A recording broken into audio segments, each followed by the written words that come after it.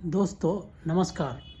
मैं आपका मित्र सुभाष चंद्र अपने यूट्यूब चैनल मेरी बात तेरी बात पे आपका हार्दिक स्वागत करता हूँ।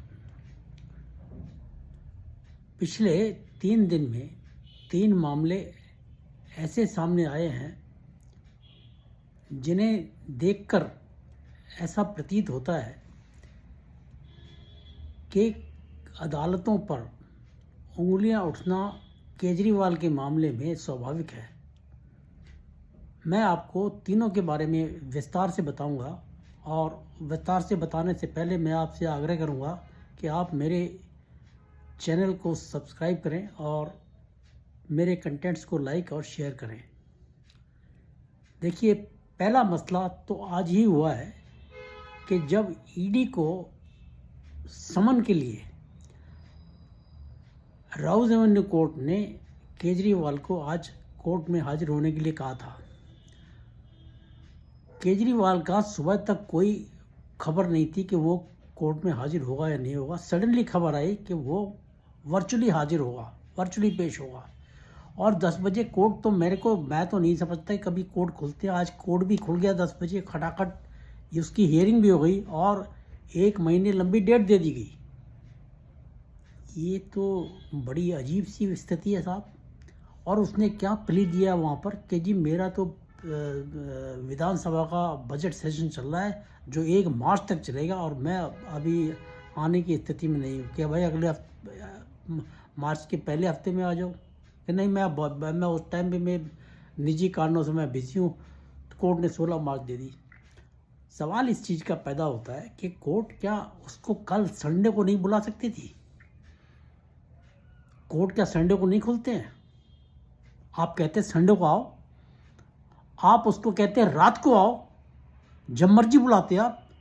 लेकिन ये तो कोई बात नहीं हुई कि आप एक इतना इम्पोर्टेंट केस में उसको छठा समन गया है अभी 19 तारीख को पेश होने के लिए और आप उसको 1 महीने की लंबी डेट दे रहे हैं। ये तो कोर्ट के ऊपर फिर उंगली तो कोई भी उठा सकता है ना साहब। ये तो फिर जस्टिफाइड नहीं है। दूसरा केस 13 तारीख को हुआ है। बड़ा अजीबोगरीब केस है। ये पता चला सुप्रीम कोर्ट के संज्ञान में लाया गया चीफ जस्टिस चंद्रचूड़ के कि दिल्ली हाई कोर्ट को जो लैंड अलॉट की गई थी राउज एवेन्यू में, उस प्रेमिसेस पे केजरीवाल की आम आदमी पार्टी का कार्यालय बना हुआ है। और दिल्ली हाई कोर्ट जब उसको पोजीशन लेने के लिए गया तो उन्होंने मना कर दिया, हमारा तो ऑफिस है यहाँ पर, हम आपको अब ये जगह नहीं दे सकते हम। यानी कि दिल्ली हाई कोर्ट की लैंड पर केजरीवाल अपना ऑफिस बना ले, हेड ऑफिस पार्टी का, और हाई कोर्ट को पता ही ना चले। ये कोई किसी के गले से उतरती है बात? ये उतरेगी क्या? उतर ही नहीं सकती साहब। आज केजरीवाल ने वहाँ पर कल अपना एफिडेविट दिया है सुप्रीम कोर्ट में कि साहब हमारा तो ये 2015 में हमें तो अलॉट हुआ था ज़मीन ये, और हमने तो कोई एंक्रोचमेंट नहीं किया हाई कोर्ट की ज़मीन पे। जबकि हाई कोर्ट ये कह रहा है कि ये हाई कोर्ट को 2020 में अलॉट की गई थी। अब सवाल इस चीज़ का खड़ा होता है कि हाई कोर्ट की ज़मीन 2020 में अगर चलो मान लिया दी गई, वो कह रहा है 2015 में हमें दी गई। 7 साल तक हाई कोर्ट क्या कर रहे थे? चलिए 2015 को छोड़ दीजिए, 2020 के बाद जब आपके हाई कोर्ट को जमीन दी गई उसके बाद आप क्या कर रहे थे? वो फिर देसी भाषा में कहा जाएगा ना कि हाई कोर्ट क्या घुइयां छील रहा था? उनको पता नहीं चला कि हमारी ज़मीन पर कब्जा हो गया, पार्टी ने ऑफिस बना लिया। ऐसा कैसे संभव है जी? और फिर आप पोजीशन लेने जाएंगे तो मतलब आप लाव लश्कर के साथ आइए ना, उनको इविक्ट कीजिए। आप इविक्शन का प्रॉपर प्रोसीजर आप फॉलो कीजिए। हाई कोर्ट के आप नुमाइंदे हैं, आपको तो इस चीज़ का ज्ञान होना चाहिए कि इविक्शन कैसे कराया जाता है। लेकिन ये तो बड़ी अजीब सी बात है वही साहब। अब सुप्रीम कोर्ट में उसने कहा है जी हमने तो कोई एनक्रोचमेंट नहीं किया, और हम तो अभी चुनाव आने वाला है, हम तो बेघर हो जाएंगे, हम नहीं खाली कर सकते इस चीज़ को। यानी कि कह रहा है कि हम खाली इलेक्शन के बाद करेंगे। अभी मान रहा है कि गड़बड़ है, कुछ ना कुछ तो गड़बड़ है। तीसरा केस बहुत ही इंटरेस्टिंग चीज़ है साहब, बड़ा इंटरेस्टिंग केस है।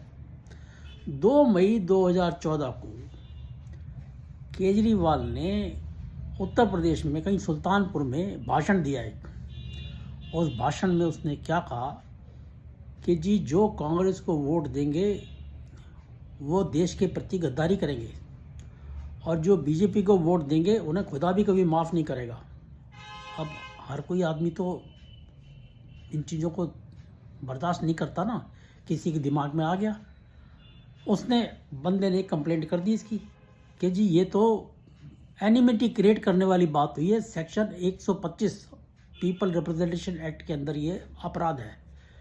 उसने केस लगा दिया, रजिस्टर कर दिया। 2 मई 2014 आप डेट नोट कीजिए। हाई कोर्ट के पास गया ये कि जी मेरा ये जो केस है ये बेकार केस है, इसको आप रद्द कर दीजिए, एफआईआर रद्द कर दीजिए। हाई कोर्ट ने मना कर दिया कि नहीं, इलाहाबाद हाई कोर्ट ने कहा कि नहीं केस चलेगा आपके ऊपर। सुप्रीम कोर्ट आ गया। सुप्रीम कोर्ट में आप इमेजिन करेंगे 27 मार्च 2013 पहली डेट उस केस पे स्टे लगाया गया। उसके बाद वही स्टे को आगे कंटिन्यू किया गया 1 मई 2013 को। उसके बाद तीसरी बार स्टे को कंटिन्यू किया गया 17 जुलाई 2013 को, और अभी 13 फरवरी को फिर चौथी बार उसको स्टे कर दिया गया। आगे स्टे को कंटिन्यू किया गया। अभी मुकदमा नहीं चलेगा इसके ऊपर। और मज़े की बात क्या है कि जस्टिस कौन कौन बैठे थे इसमें? जस्टिस M सुंदरेश और जस्टिस SVN भट्टी। उन्होंने क्या कहा इसके अंदर? Let the interim order continue. What is all this? These are all irrelevant matters. It will not be a matter for us to go into it, the bench observed. अगर आपको irrelevant लगता है तो आप उसको 10 साल के बाद भी इस पर मुकदमा नहीं चलने की अनुमति दे रहे हो, तो ये कहाँ की बात होगी, कहाँ का न्याय हो गया जी? आप उसको केस तो चलने दो। अभी केस चलेगा, उस केस चलने में 5 साल लग जाएंगे। उसके बाद फिर वो हाई कोर्ट में अपील जाएगी, अगर वो फंस गया तो, और अपील गएगी और उसके अंदर भी 5 साल लग जाएंगे। अभी क्या 20 साल का प्रोग्राम बन गया क्या ये? आपको लगता है कि अगर उसने कोई गलती नहीं की उसको आज ही केस खारिज कर दीजिए। 10 साल के बाद आप उस केस को आप अभी भी उसके ट्रायल को भी एक्सटेंड किए जा रहे हैं। फिर सबसे बड़ी बात और क्या है? सबसे बड़ी बात यह कि 2 मई 2014 को ये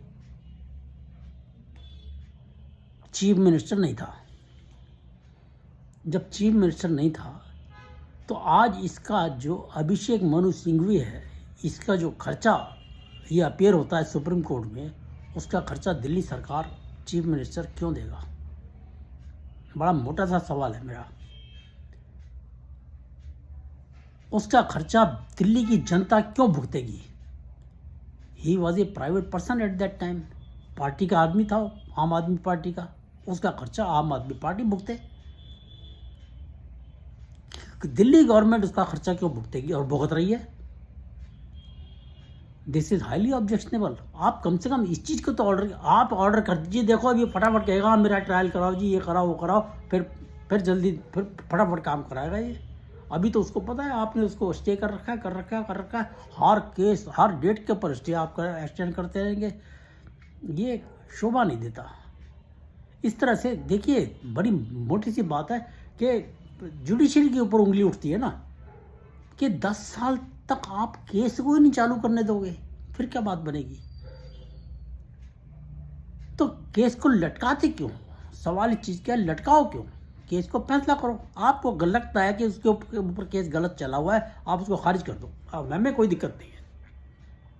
you have got every power, आप सुप्रीम कोर्ट है, आपको कौन रोकता है, खारिज कर दीजिए आप।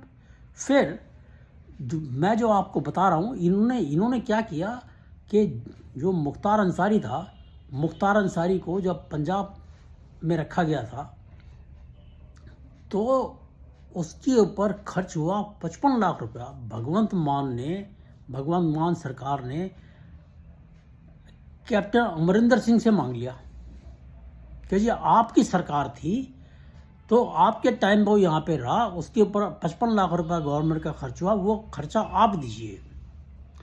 अगर आप कैप्टन अमरिंदर सिंह से पैसा मांग सकते हो तो केजरीवाल का पैसा दिल्ली सरकार क्यों देगी 2 मई 2014 के केस के लिए?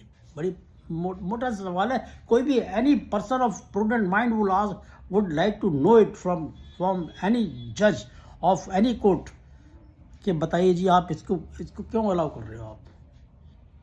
तो ये जो 3 मसले हैं आज के जो मैंने आपके सामने रखे हैं, ये तीनों मसले ऐसे हैं कि अगर इनको देखा जाए ध्यान से तो ये इनके ऊपर कोर्ट के ऊपर उंगली उठती है, कोर्ट की लिथार्जी प्रूव होती है, कोर्ट ये प्रश्न चिन्ह खड़ा हो जाता है कि कहीं कोर्ट इसके साथ तो नहीं खड़े हुए हैं। सबसे बड़ी जो आप ताज्जुब करेंगे इस चीज़ को कि जो एक उसने जो चीफ जस्टिस चंद्रचूड़ जी ने एक बात कही थी ना कि चुनी हुई सरकार है, उसके पास ट्रांसफर्स की पावर होनी चाहिए। ये चुनी हुई सरकार के पावर देखिए आप कि दिल्ली हाई कोर्ट की ज़मीन के ऊपर कब्जा कर गया वो। अब आप कहाँ खड़े होगे? आपकी चुनी हुई सरकार, आ गया ना मज़ा? आप खाली करा लो। अब वो आपको अब गोली पिला देगा, जैसे आज राउजो ने कोर्ट को गोली पिला दी, मेरा तो सेशन चल रहा है जी, मैं नहीं आ सकता, अभी पिला दी। अब वो परसों ईडी के पास जाना है, वहाँ पे नहीं जाएगा वो। अरे यार तुम ये देखो ना, एक चीफ मिनिस्टर था जिसको सीबीआई ने अपनी टीम के अंदर बुलाया था और वो चौड़ा होके गया था, 9 घंटे उसने हियरिंग करी थी वहाँ पर। उसने तो नहीं कहा कि जी मैं नहीं आता, अभी मेरा सेशन चल रहा है, मेरा ये चल रहा है, मेरा वो उसने तो नहीं कहा कभी। वो तो सीना ठोक के गया था। आप केस में अपीयर नहीं करना चाह रहे हो घोटाले करके, कब तक बचेंगे? ये कोर्ट से बचेंगे, कोर्ट की मदद से बच रहे हैं जी। सबसे बड़ी बात तो ये है। तो एनीवे, मैंने आपके सामने ये तीनों केस रखे हैं, ये आप इसके ऊपर गौर कीजिए। और मैं समझता हूँ कि मैंने अपने पॉइंट्स बड़े क्लियर कर दिए हैं आपको।